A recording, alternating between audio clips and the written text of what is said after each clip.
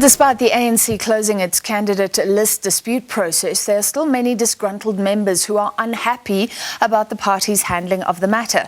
The governing party has been faced with hundreds of disputes. This past week, some disgruntled members from various regions staged pickets outside the party's headquarters to raise their grievances.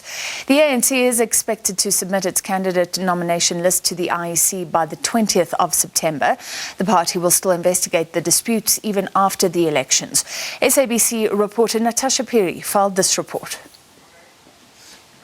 The hearing, it was then established that our dispute is relevant, and we were then ordered to go and do a rerun of the BGM. But unfortunately, the BGM was not rerun. The branch was given an instruction through the office of the regional secretary, Comrade Dada, that we must go for branch public meetings and branch public voting, which we did on the 20th.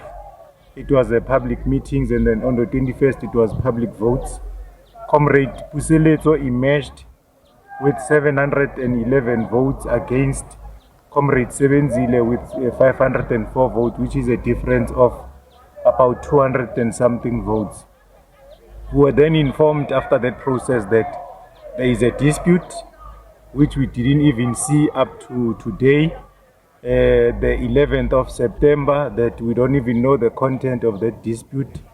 Again, Comrade Dada convened our branch executive committee with himself, and he even gave an instruction that the BGM, the public vote, must be redone. Lloyd Phiri from Ward 120 in Lenasia South is amongst hundreds of disgruntled ANC members that have lodged disputes over the party's candidate lists. Last month, some branch members from Ward 73, 74 and 95 in Hammanskraal and Ward 33 in Soshanguve took their fight to the doors of the IEC in Centurion, claiming that the candidate they had elected was removed from the list and another was imposed on them. Similar scenes also played out outside Luthuli House this week, where branch members from regions like Tshwane, Ekurhuleni and Johannesburg, amongst others, raised their concerns. The ANC introduced a system to process disputes, but it was criticized by some branches. The deadline for such disputes has now passed. The firm and red and hard and uncompromising deadline is Saturday morning at 11 a.m.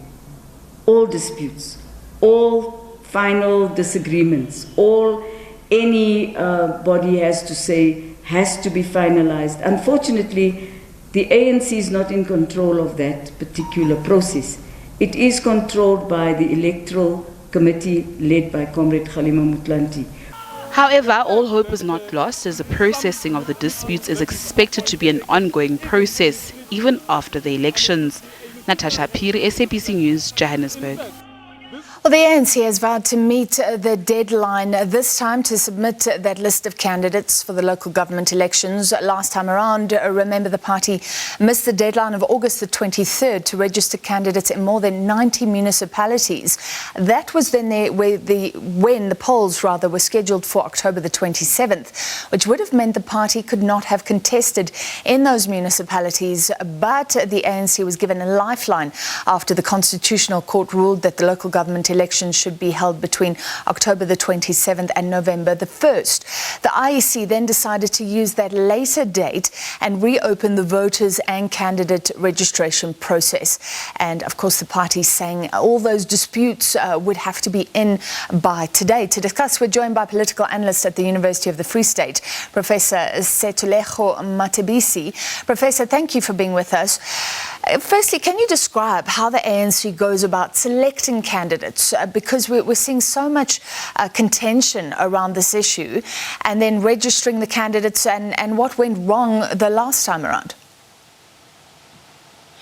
Hi, good afternoon, and good afternoon to the viewers at home. This is what I will say the elephant in the room for the African National Congress. It's an issue that have always been there. The problem is you've got an organization more than 100 years old, which still battles to deal with one fundamental aspect, and that is to field candidates. But it's also the issue of gatekeeping within the African National Congress. And I strongly believe that the ANC have learned a lesson to say that next time around, they will have to, at least 6 months before any elections, they will have to start the process of selecting candidates within the party. Because it seems as if those members in good standing suddenly are no longer members in good standings, and even others are being peddled to occupy certain positions. And it is all had to do with access to power, of access to resources at the expense of the citizens. And we all know that the citizens vote for the ANC or any other political party, hoping that they will receive better services.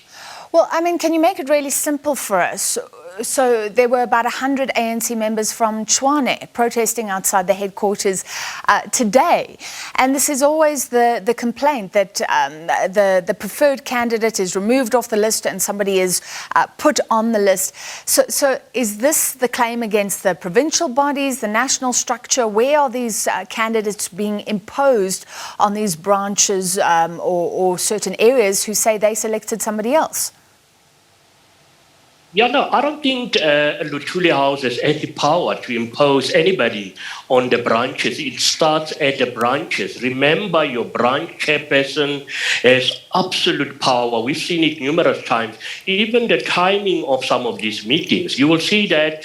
And remember, we're talking about a highly divided African National Congress. And that's why you will see sometimes when pronouncements are made about the meeting, some members are not informed. And that's where the problem starts. So all this happens at branch level. But for instance, we've also heard what the Secretary, the Deputy Secretary General states that, they are facing a deadline. So there's tremendous pressure.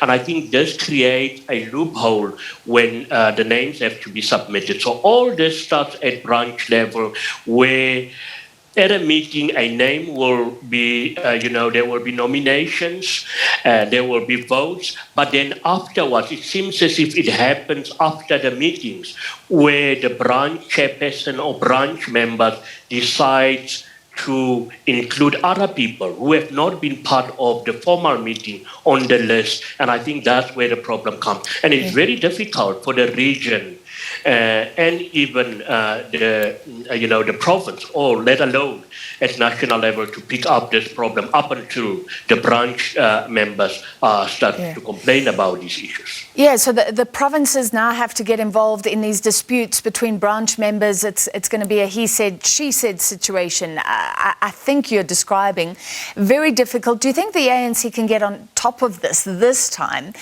Today was the deadline for those disputes to be lodged. It says it'll deal with all of those and then get to the IC deadline on time.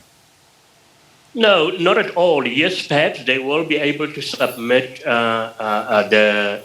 their candidate list, the complete list, but I strongly believe that there will still be disgruntled branches who will complain about this. And I strongly believe that going forward, the ANC is actually very simple to deal with that, because if there are disgruntled members or grievances, obviously the ANC should have processes in place.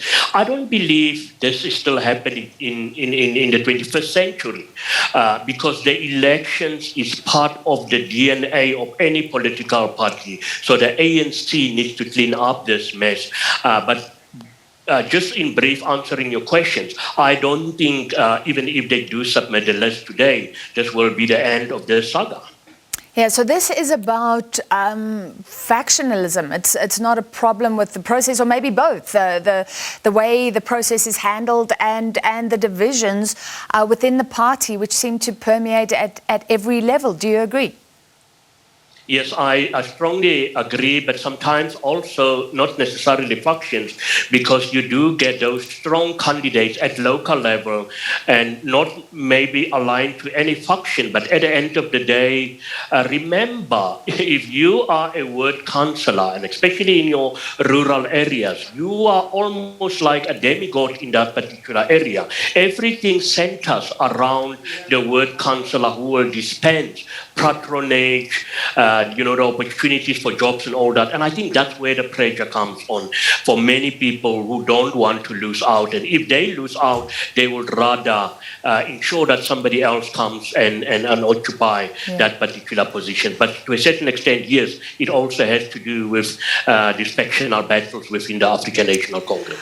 Well, my final question, do you believe these factional battles playing out at many different levels, claims ANC versus ANC, will affect the party when the polls open? It will definitely affect the party, but I strongly believe that the ANC will still be the party with the largest proportion of votes, around about between 45 and 48% of the votes, because the problem is what the African National Congress have learned to do well, despite all the problems, is that they have not taken for granted the actual campaigning process and campaigning up until the last ballot has been cast. That is what the ANC does well. And it's going to be very difficult even for the EFF and the Democratic Alliance, which does not have the same footprint across South Africa as the African National Congress, to now suddenly take over the ANC. But with each election, you can go and do your own research. The ANC is slightly losing electoral support, and I think the same is going to happen with this forthcoming local government election. All right, thank you for your time tonight, political analyst Professor Setulego Matebesi. Now, the United States today honored the nearly